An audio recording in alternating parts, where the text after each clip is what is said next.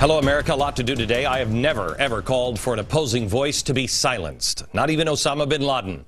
I believe it is better to have debates in the light of day. At least people can make an informed decision, and by challenging people, it makes people stronger. We can disagree, but it doesn't seem so anymore in America. Have the debate. Others cower. Right now, Soros and his billions of dollars are mounting what they describe as a guerrilla war and sabotage on all of Fox News. That's a quote. And, of course, this program. I guess we're quoting them again, dangerous. Well, let me ask you, who is more dangerous to a free republic? The one that supports open debate or the one that disguises himself, calls it an open society while trying to silence all debate? Of course, George Soros doesn't want my voice on the air. Of course, he wants you to sit down as well. Of course, he turns down our invite to be on the show, claiming that he would just be made to look like a foolish old man by me, which couldn't be further than the truth. The only thing that would make George Soros look foolish is his ideas spoken clearly out in the open. Ideas that are wildly out of step with the American people, and I do believe becoming dangerous, which is why he has to keep them in disguise. He has put together one serious operation. It's a serious operation that is on the wrong side of history. For example, do you know about the Soros-funded International Crisis Group? Look up the International Crisis Group. It's quite amazing. And it seems to be right in the center of almost everything that is happening overseas, especially in Libya now and Egypt. The International Crisis Group has consistently worked to support the groups in the Middle East who want to establish an Islamic government, including the Muslim Brotherhood and even Al-Qaeda. There is a report that came out in June 2008. It's this one. It's entitled, Egypt's Muslim Brotherhood, Confrontation or Integration. Guess what they decided would be best? It was put out by his group, the International Crisis Group, who I believe he sits on the board, and so did El Baradei for a while. Well, he resigned as soon as he got that call. The report calls on Egypt's government and calls the crackdown of Egypt's government back then, the crackdown on the Muslim Brotherhood, as, quote, dangerously short-sighted, adding the regime should take preliminary steps to normalize the Muslim Brotherhood's participation in political life. Oh, had Mubarak only listened. Had he only listened. Now, while Soros's group advocates for these radical groups, he then singles out Israel, calling them, I'm quoting, the main stumbling block to the transformation of the Middle East. He added in this report, in reality, Israel has much to gain from the spread of democracy in the Middle East, as the United States has, but Israel is unlikely to recognize its own best interest because the change is too sudden and carries too many risks. Isn't it good to have a grandpa or a great-great-great-grandpa that will just take us all by the hand and just fix all our problems because we're just too dumb or young to understand? Remember, George Soros says Israel is the main problem in the Middle East transformation. It's too scary for them. George Soros is also the guy that believes that this, quoting him, the main obstacle to a stable and just world order is the United States. Whoa! So let's see if we have this right. Israel and the U.S. is an obstacle to what he or his groups believe should happen. Huh. You know who else thinks that? Osama bin Laden. Oh, I know. How about like Iran? Wait, we didn't stand up for the people of Iran. That's a weird coincidence. It's almost like Iran. Remember, they say we're the great Satan and Israel is the little Satan? They're just using Satan while he's using obstacles. See? Now, what about Iran? Well, Iran, they're a little different. They're spookier than even Spooky Dude. They want to wipe Israel off the map. And they just produced a video saying that the Islamic Messiah is on his way soon. Good, the Messiah is coming? No. It's like it's opposite day reading the book of Revelation. Got it? How about the Muslim Brotherhood? The leaders who are openly talking about starting a war with Israel. I thought that they should be brought into the political fold.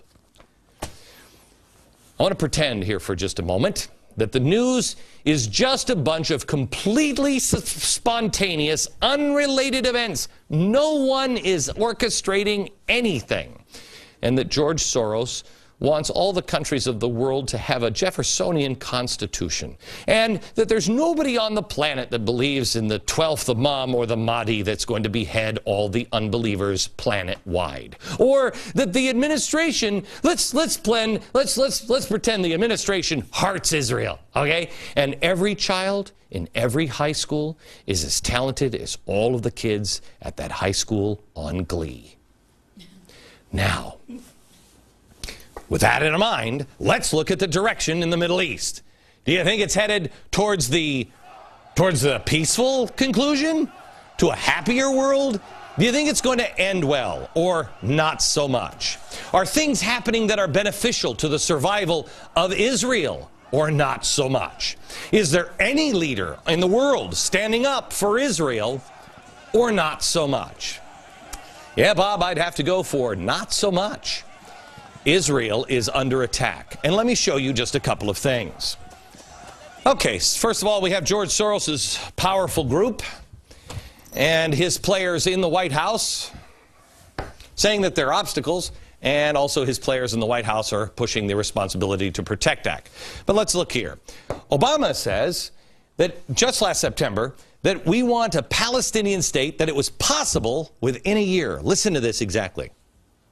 When we come back here next year, we can have an agreement that will lead to a new member of the United Nations, an independent, sovereign state of Palestine. When they meet a year from that speech, so a year from that speech would be September and 2011. Now, today we learned from an Israeli paper that an unnamed European diplomat has told them, quote, international recognition of Palestinian statehood appeared to be unavoidable in September. Okay, so September of 2011. Hamas is calling on the Arab League to stop Israel from exploiting regional instability to carry out massacres against Palestinians. Wait a minute. That one goes under the Responsibility to Protect, which is this new George Soros, Cass Sunstein wife kind of thing. We'll get into that later. Okay, got it. Palestinian President Mahmoud Abbas says he's willing to give up millions in U.S. aid in order to get just a unity deal with Hamas. Great, okay. So they're willing to negotiate. Reports this week also say that Abbas ordered lawmakers to complete a draft legislation for a future state. So in other words, draft up the legislation so we can have an independent state within 6 months. Then 6 months, that would be, oh yeah, that would be the 9th month of this year. So let's go what else we know here. The UN is considering to recognize the Palestinians as an independent state. Yeah, we got that one too. We got this, we got this, we got this. All righty. Norwegian Socialist Party? Yeah, they're calling for action now against Israel. Military action. They're going to use the Responsibility to Protect, I think. Muslim Brotherhood is now poised to grab power in Egypt and Libya. Yeah, that's going to be great. They say that they're just ready to declare war against Israel. Oh, and one more thing that I'm sure it's not a problem. Remember the president said last night that I'm ready to turn this over to NATO. That's what we're going to do because we've done our job. It's weird. Because just this morning, I wonder if something happened overnight. The U.S. ambassador to the United Nations, wait for it, said, wait a minute, we're not going to turn it over to the NATO forces yet because we haven't decided if we're going to, haven't decided yet. I have no idea. Arm the rebels. No. Might not. That brings us to the Responsibility to Protect doctrine. This states that states have the right to protect the population, in fact, the responsibility to protect the populations from genocide, war crimes, crimes against humanity, and ethnic cleansing. This is apparently what was happening in Libya. That's what we use, justification to wage kinetic military action against a country that, as Defense Secretary Gates said, was not a vital interest to the United States. But we had a responsibility to protect. And that was an idea spawned by none other than Samantha Power. She's a White House aide and the wife of the most dangerous man in America, Cass Sunstein. I'm thinking about calling them the most dangerous couple of the year, because she's now out in the press bragging that it was Obama who triggered the Libya uprising. What? Excuse me. I'm sorry. Power, before being in the White House, explicitly stated how she would deal with Israel. Here she is. What we need is a willingness to actually put something on the line in service of helping the situation. And putting something on the line might mean alienating a domestic constituency of tremendous political and financial import.